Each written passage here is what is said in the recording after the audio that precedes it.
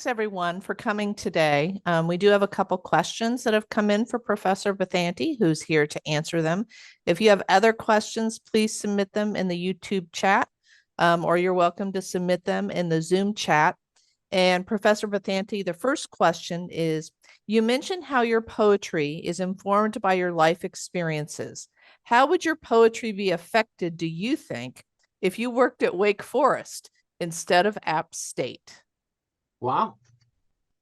Well, I'd love to work at Wake Forest at some point. And I actually was a writer in residence there for 1 week during a sabbatical, maybe in 2017. And I've spent a lot of time on that campus because my older son spent 4 years there. You know, that's a tricky question. Well, one thing, it would be decidedly affected by the different geography. Wake Forest in Piedmont, so I would be looking at a different kind of geography, a different kind of landscape. And up here, I'm affected very much by the altitude. Before we moved to the mountains, we spent our entire life, about 25 years, in and around the Piedmont. So I've written about that, but I think more than anything, it would probably be the landscape. For instance, it's full-blown spring where y'all are, and we're expecting a snowstorm tonight. But I think also the climate of the campus, there's a certain regal mien to Wake Forest, you know. Also a different kind of student body. I'm affected by everything around me, the very ether, the people that I talk to, etc. But in terms of autobiographical poetry, I think I'd still be digging in on the kinds of poems that you heard earlier today. People peg me as, you know, a Pittsburgh poet because that's where I grew up.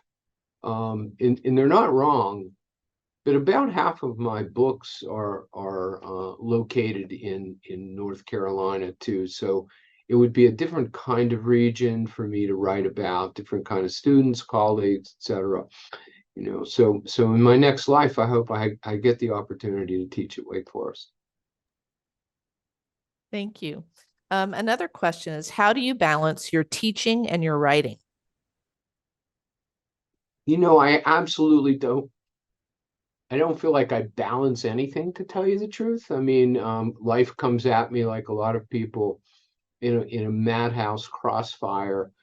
And I just, you know, even in job interviews, you know, you're asked things like, how do you do this and how do you do that? And my answer to that is, you know, I get things done, if that makes any sense. You know, I stay up late. This is worth saying, though. When I'm in the throes of teaching, and I am really in the throes of teaching right now, after starting Monday, we only have 3 weeks of class left. And really during the semester, once it heats up, probably after the first month, I especially privilege my teaching and my students' work over mine. And I've always done that. I feel a kind of pressure to be an employee and to be a solid professor and mentor to my students that I don't sort of feel with my writing. I stay up late. Sometimes I write for an hour at night. But I also think that reading is really important to writers. It's kind of like athletes watching game films. You're always stealing. You're reading like a writer. You're staying fit. You're training for that writing. You know, I'm fairly productive, but a lot of that stuff has been in the hopper for a while. You end up starting so many more things than you finish because it's way more fun to start a poem or a short story. And endings are notoriously impossible, I think, for writers. So I'm often going back to earlier stuff. I'm redrafting it. For instance, I have a novella I want to say about 45 pages of a novella that I probably put together initially about 15 years ago. And I think it's good, but I don't know how to end it. So I'm always back in those last 2 pages trying to figure out an ending. And I go back to it and back to it and back to it. And often I'm just dealing with very small things, you know. One thing about being a poet as well as a fiction writer and an essay is that, you know, you can have a half hour with a cup of coffee in the coffee shop and maybe scribble down 2 or 3 lines and feel like you're still keeping your hand in it. So it's a trick. And I'm also a family man and do a lot of other things like all of you. So I don't have any magic formula except keep your shoulder to the wheel and I don't know, stay up a lot of hours every day and enjoy yourself. Right, here's another question. How long did it take to demystify poetry and your chosen path in the arts for your family? And thanks for pulling Betsy Wetsy out of my brain. Ah, yeah, everyone has Betsy Wetsy if you're a certain age, I think. So the question is, was I able to demystify it for my family or for myself? Your chosen path and hmm, your family, and how did you demystify that? well, you know, my chosen path was such a pipe dream. I wanted to be a writer. I mean, my heavens, how in the world does that happen? It happened with a lot of luck. It happened with the fact that I had landed in North Carolina, such a beautiful and generous state when it comes to writing. There were, really extraordinary, what I would think of as the big shot writers who welcomed me to join them, sit at their table, even though I had done nothing. So a lot of that was just training, sorry for all the sports metaphors, but you want to run a marathon, you don't go out the first day and run 26.2 miles. You kind of work up to it. But I would say, I think I mentioned earlier, I'm a family man. So, kind of family first for me. I guess by the time my children came along, I was already I was already a writer. They thought of me as a writer, although I rarely, talked about my writing with my kids. Wouldn't that be horrifyingly boring?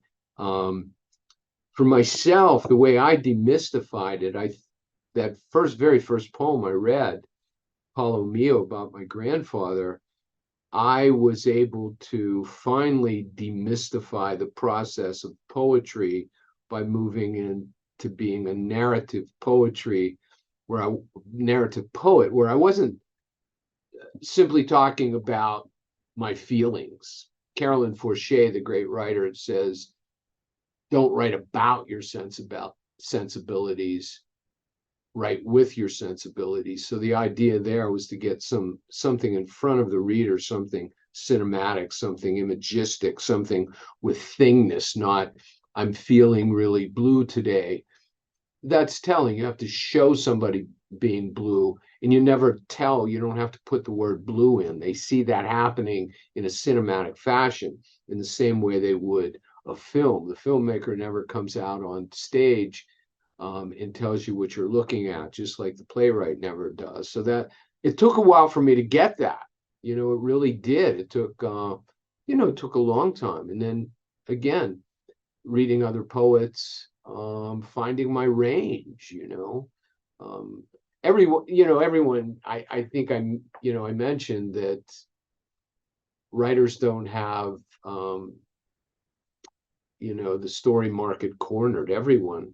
All of y'all have wonderful stories. Absolutely. Somebody who mentioned the Betsy Wetsy poem. There's a Betsy Wetsy poem in your head, and there were a lot of poems triggered in me because I read other poets and I said, man, that happened to me too, or I'd go to a reading. Y'all have readings on campus all the time. You have a beautiful literary tradition that goes way back at Wake Forest.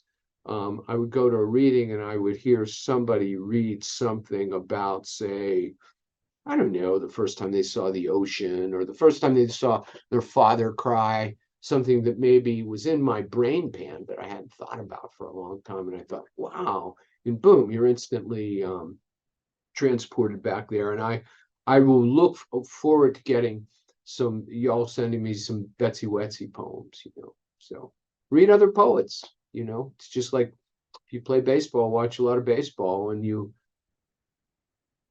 watch technique.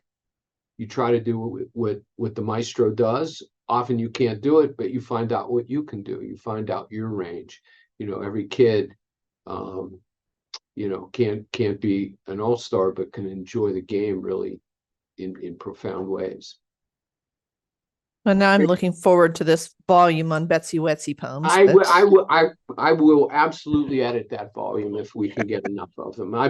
There are millions of people haunted Betsy Wetsy, I would bet. All right, this next question comes from me, and that is, you provided poems for documentary photographer Houck Medford. Yes. For a work that he did, photographs of Rising Meadow Farm in Liberty, North Carolina. And I would like to ask, what kind of inspiration did you use from his images? And what was that experience like to work with a visual artist? It was a fabulous experience. I had done that earlier in my volume, Light at the Seam, with Carl Gailey's poems on mountaintop removal. Carl and Houck are friends. So I got an email kind of out of the clear blue sky from Houck, inviting me, would I partner with him on this? Our paths had crossed, but only once and briefly. And I instantly said yes, just because, I don't know, it struck me as a really wonderful adventure. And we live out in the country. We have a neighbor across the road who has a sheep farm. So I've seen sheep a lot. I've seen sheep sheared. I'm not a sheep scholar, but I love North Carolina, and I knew that country in Randolph County. And the idea of being up to my elbows in sheep in a farm out there, I love the natural world. Hal presented me with a few incredibly seductive images that I thought I can write about that. So the big challenge so I was inspired to do it. And it was going to be a coffee table book. I mean, holy cow, I had never been involved with something like that. And Houck's a renowned photographer, so that was an honor to work with him. So these were very different kinds of poems than the poems I read this afternoon. Not narrative in this same vein at all. Very imagistic, often impressionistic, often experimental, even on the page. So that was fun for me because I stepped outside of my comfort zone. And often, too, as kind of a narrative poet, autobiographical poet, I can get sick of myself. I don't want it to be about me. So I was able to have poems where I wasn't the speaker, but I also did a heck of a lot of research. I researched sheep and sheep farm. How can I spend a lot of time together just in conversation?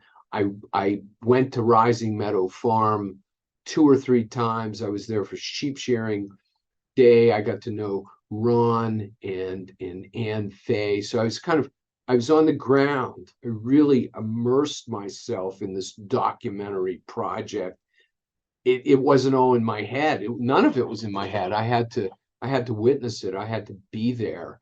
And that's another kind of really interesting, wonderful experience for poets and any kind of writers. I mean, if it's documentary poetry. You go where it is, and then you do the research. And I surprised the heck out of myself. I didn't know where any of these poems were coming from. And I don't want to, since it's called Demystifying Poetry, I don't want to now over mystify it. Although I do think there's a lot of magic that occurs if you live long and hard with your subject and allow it to talk to you. So it's a wonderful experience. And it was kind of hard, but hard in the best kinds of ways. And I got to know a whole side of life that I would have never known had I not initially got that email from Houck, and the pleasure of just being in the company of such extraordinary people like, you know, Ron and Ann Fay, and then Houck and KB Medford. I mean, it was an adventure that went on for pretty intensely, I don't know, 2 or 3 years. Yeah, it was great. It was fun. It was fun, got to get in my car and drive around North Carolina, which has been one of the great joys of my life. One final question. What advice do you have for new poets? Okay. First of all, I would say read poetry just pathologically. Something that's really interesting to me is that I'm a creative writing teacher, and there are a lot of young poets yearning to be poets, but they haven't really read much poetry. So you have to have something to mimic, something to copy. Another sports analogy: how do you know you want to be a baseball player if you haven't watched any baseball games? We live in a prose world, cookbooks, sports page, novels, you name it. Everybody's familiar with that kind of narrative. We've all read those. So we have a model of what it looks like on a page and how to write in the sentence. But we don't have too many models of poetry except in the classroom. Typically a family library or a family bookshelf or whatever might have a book of poems, it might not. In all my travels, I've never seen anyone just reading a book of poems for fun on an airplane, on a train, on the beach, etc.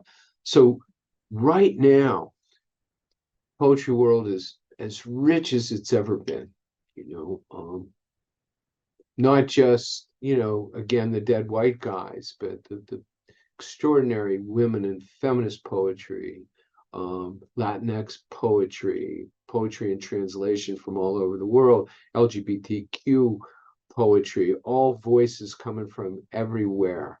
So it's phenomenal. So wherever you're sitting right now, you have poems in you, and you can now find a model for that poet. The African American explosion, Afrofuturism.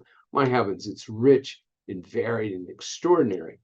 And the last bit of advice would be, young poets, try not to be really good right away. You don't have to be good. Revel in the process rather than the product.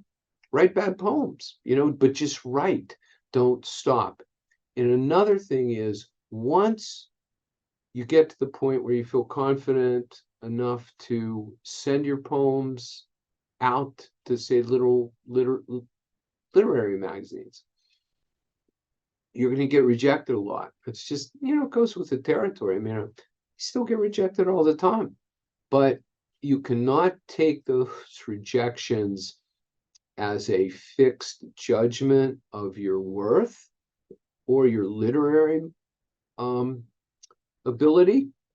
This is just some stranger in a room somewhere at a literary magazine who might not be in a position or doesn't have the wherewithal to recognize how good your poems are. So you have to keep sending them out. You have to keep writing. What I'm always worried, and with my students, I think, err on the side of charity, because I would hate to have discouraged a poet today because I'm this so-called expert who maybe in 2 months, I don't know, 2 years, catches fire, but stops writing now because I wasn't encouraging enough. And again, poetry is something you get, poetry, prose, you keep writing, you get better. Keep reading, keep writing, you get better. It's just the way it is. Do not stop. Don't take anyone's fixed judgment on your worth and on your work, and if you ever need extra encouragement, email me and I'll deliver it. All right, we're going to close there. Thank you so much, Professor Bathanti, for speaking with us today and sharing your insights for Poetry Month. We really do appreciate it. My great pleasure. It's always a dream to talk about it and to be associated with Wake Forest. Thank you. My pleasure.